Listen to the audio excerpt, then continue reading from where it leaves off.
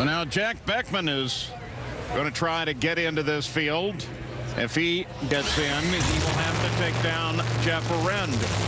He'll be racing alongside Arend. The bump is a 424. Arend wants to move that thing up. Jack Beckman just wants to get in the field.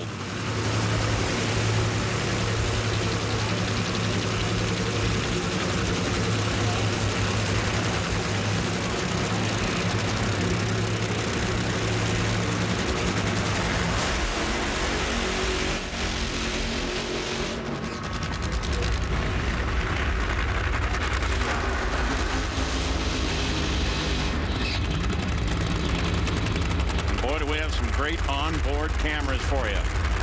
424. Jeff Arend, that car right there. That's the bump. It's turned into a pretty good qualifying with all the weather and everything we've had. This has suddenly got pretty interesting. Yeah, you know, a lot of these, like we said, a lot of these teams have tested, so it's not the first race, but they've made a lot of runs coming into to this race. Conditions are good. They're a little bit tricky because of the cool air, but as we've got more rubber on, it looks like the track keeps getting better and better and a little bit more forgiving. You got a little bit wider tuning window, so you can be off just a little bit and the car still goes down the racetrack, and you're going to see some good times.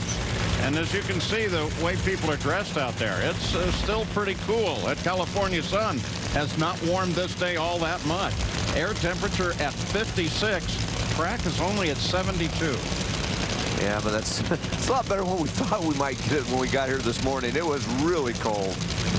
Talking to Jack Beckman, always very, very confident about his abilities. But one thing he's very excited about this year, guys, the fact that he's got Ron Tobler, his entire group of guys back on the Arend's car. Of course, a little bit nip and tuck over the winter that Jack was even going to be back. But everybody's back. Everybody's in their position. And Jack Beckman's excited about 2011. Surprised to be at this point right here this weekend.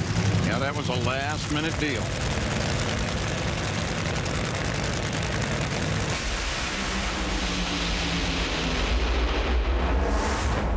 Well, Beckman did what he needed to do. He runs a 4:11. That's going to put him up in 7th. Arend moves up 2.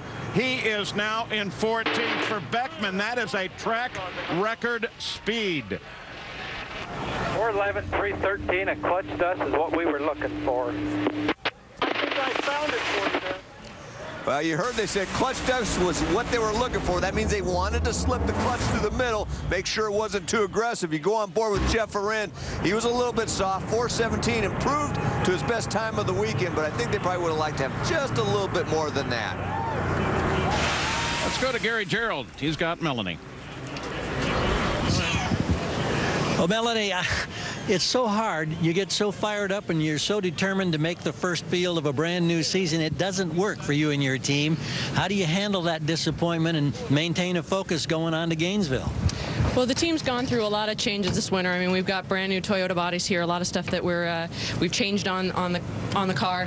We got a brand new paint scheme that Lindsay Snyder designed herself, and we were excited to come out here and put a good show on for him. But, you know, it's early in the season, and I have no doubt in my mind that the In-N-Out Burger team is going to rebound from this. That's the nice thing, is this early in the season, you can come back from anything. So we'll regroup, we'll get everything in order, and we'll be back out at Gainesville, and I'm sure we'll have a better outcome there.